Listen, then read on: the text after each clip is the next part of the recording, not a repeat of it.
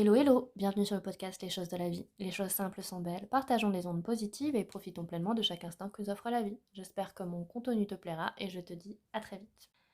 Ah, le désir à long terme, ce Graal que tout le monde cherche et que peu trouvent.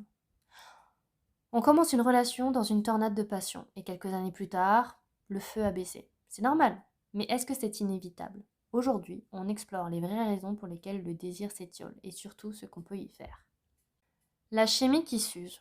Et oui, les premiers mois d'une relation ressemblent à une drogue, littéralement. Le cerveau est inondé de dopamine, de noradrénaline, de phényléthylamine. Je sais pas si je prononce correctement, mais en tout cas, c'est un cocktail neurologique qui crée l'euphorie, l'obsession, la passion intense. Et comme toute drogue, le corps s'y adapte. La dose d'enthousiasme diminue, c'est de la biologie, pas de la défaillance de la relation. Ce que les neurosciences nous apprennent, c'est que le désir à long terme fonctionne différemment du désir du début. Il est moins spontané, plus cultivé. Il demande un investissement actif que peu de couples font parce qu'on suppose qu'il devrait être naturel. Alors, l'ennemi numéro un, ça va être la fusion. L'une des causes les plus courantes de l'extinction du désir, c'est ce que la psychothérapeute Esther Perel appelle la fusion.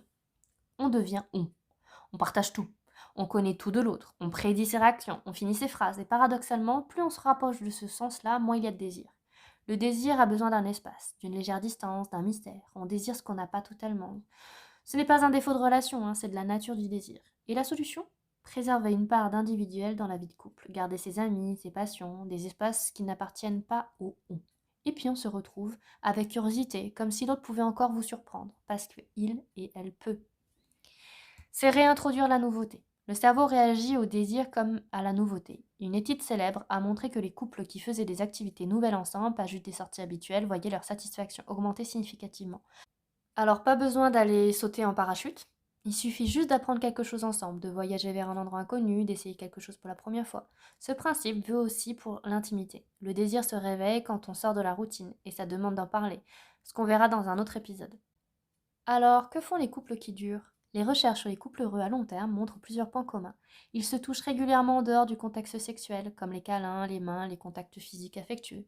Ils expriment leur gratitude, ils continuent à se regarder l'un l'autre avec une forme d'admiration.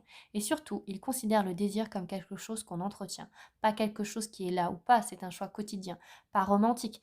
Alors si, parce que choisir quelqu'un chaque jour, consciemment, c'est peut-être la forme d'amour la plus profonde qui soit. Maintenir le désir, ça n'est pas une question de chance ou de compatibilité magique. C'est un travail doux, continu, fait d'attention, de curiosité et de création d'espace. Le feu ne reste pas allumé tout seul, mais avec les bons soins, il peut brûler longtemps. J'espère que cet épisode vous a plu. Je vous dis rendez-vous dans un autre épisode et en attendant, prenez bien soin de vous.